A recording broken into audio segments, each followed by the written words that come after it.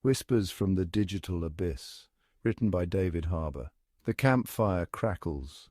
Shadows dance in the flickering light. We huddle closer, seeking comfort from the darkness beyond the firelight. We crave stories, tales that send shivers down our spines and make us question the shadows at the edge of our vision. In the digital age, the campfire has become the glow of our screens, casting eerie shadows. The stories, they are the creepypastas, whispered terrors that blur the line between fiction and reality. Are they just stories or something more sinister lurking in the digital abyss? Born from the darkness, the genesis of creepypastas. Imagine a dark corner of the internet, a place where fear takes shape and lines of text pass from screen to screen like a whispered secret. This is the realm where creepypastas were conceived, a digital underworld where the boundaries of reality and fiction blur. That's where creepypastas were born, in the depths of online forums and message boards. These virtual spaces, often overlooked and forgotten, became the breeding grounds for some of the most chilling tales ever told. These chilling tales, often written anonymously, spread like wildfire in the early 2000s. The anonymity of the internet allowed writers to unleash their darkest imaginations without fear of judgment, creating stories that were as terrifying as they were captivating. Each click, each share, fueled their growth, transforming them from digital whispers to internet folklore. The viral nature of the internet meant that a single story could reach thousands, even millions of readers in a matter of hours. Sites like 4chan and Reddit became their breeding grounds, spawning a new era of horror.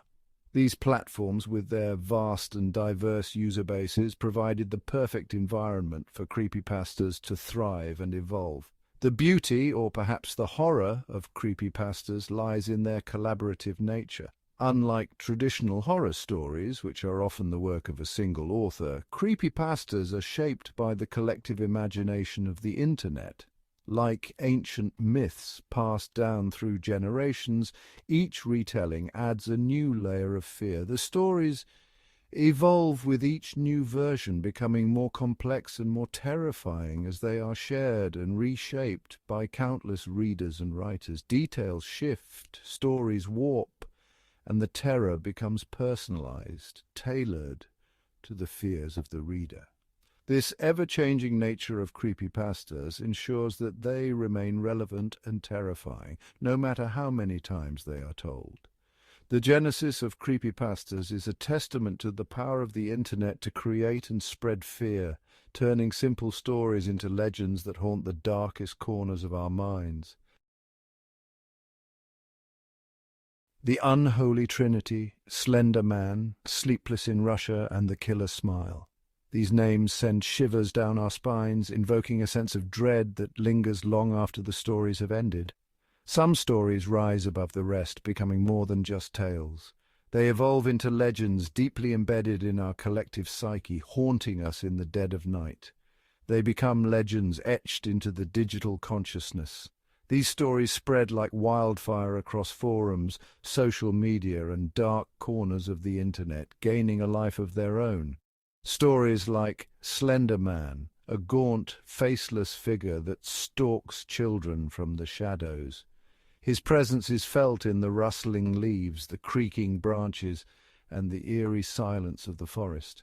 He embodies our primal fear of the unknown, the unseen watcher in the night. The mere thought of his long, spindly fingers reaching out from the darkness is enough to make anyone's skin crawl. Then there's the Russian sleep experiment, a chilling tale of Cold War scientists testing the limits of human endurance. The story delves into the horrors of sleep deprivation, pushing subjects to the brink of insanity. The gruesome details, the descent into madness, it preys on our fear of unchecked scientific ambition. The idea that science, in its relentless pursuit of knowledge, could unleash such horrors is a terrifying thought. And who can forget Jeff the Killer? His pale, scarred face and chilling grin forever seared into our nightmares. His story is one of transformation, from a bullied teenager to a remorseless killer. He is the embodiment of our darkest impulses, the fear that lurks within us all. The idea that anyone could snap and become a monster is a fear that resonates deeply. These stories, and countless others like them, tap into our deepest fears, keeping us awake long after we've turned off our screens. They remind us that the line between reality and nightmare is often thinner than we think, and that sometimes the scariest monsters are the ones we create ourselves. A feast of fear, why we crave the terror. Why do we subject ourselves to these tales of terror? Why do we click, knowing full well that sleep might evade us for nights to come? The answer lies in our psychology. Fear, as unpleasant as it is, serves a purpose. It's a survival mechanism honed over millennia to keep us safe from danger. Creepypastas trigger this ancient response, flooding our systems with adrenaline and cortisol. Our hearts race, our breathing quickens, and we feel a thrill, a sense of being truly alive. But it's more than just a physical response. These stories allow us to confront our fears in a safe, controlled environment. They provide an outlet for our anxieties, a way to process the darkness that lurks at the edge of our everyday lives. When fiction bleeds real-world echoes of digital horror. The digital age has given rise to a new form of storytelling, one that can seep into our reality in unexpected and sometimes terrifying ways. The line between fiction and reality is a fragile thing, easily blurred. In the vast expanse of the internet, stories can take on a life of their own, transcending the boundaries of the screen and embedding themselves into the minds of those who consume them. In the case of creepypastas, this blurring can have terrifying consequences. These short horror stories, often shared on forums and social media, can captivate and haunt readers, sometimes leading to real-world actions that mirror the fictional horrors. The Slender Man stabbing in 2014 sent shockwaves through the internet and beyond. This chilling incident involved two 12-year-old girls who, believing they were acting on behalf of the fictional Slender Man, lured their friend into the woods and stabbed her multiple times, nearly killing her. Two 12-year-old girls, claiming to act on behalf of the fictional entity, lured a friend into the woods and stabbed her multiple times. This horrifying act was a stark reminder of how deeply these digital tales can influence young and impressionable minds. This tragic event highlighted the dark side of online horror, the potential for these stories to influence vulnerable minds. It raised questions about the psychological impact of consuming such content, especially for those who may already be struggling with mental health issues. It sparked a debate about the responsibility of creators and consumers of online content, a debate that continues to this day. Parents, educators, and mental health professionals began to scrutinize the content that young people were accessing online, leading to discussions about digital literacy and the need for better safeguards. Other cases, though less extreme, further demonstrate the real-world impact of these digital tales. Stories of people experiencing sleep disturbances, heightened anxiety, and even claiming to have seen Slender Man in real life show how these narratives can affect our perception of reality. From people claiming to have encountered Slender Man in real life to sleep disturbances and heightened anxiety, the influence of creepypastas is undeniable. These stories, while fictional, have a powerful hold on the imagination, sometimes leading to real-world fear and paranoia. As we continue to navigate the digital landscape, it is crucial to understand the potential impact of the stories we share and consume.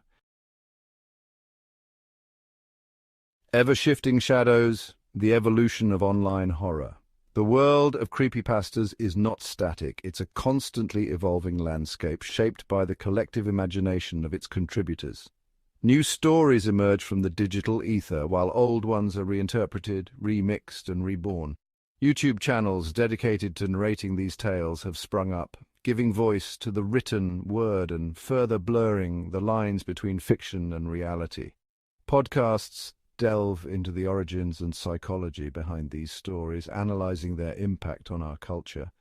Video games, inspired by the likes of Slender Man, offer interactive experiences that plunge players headfirst into the world of digital horror.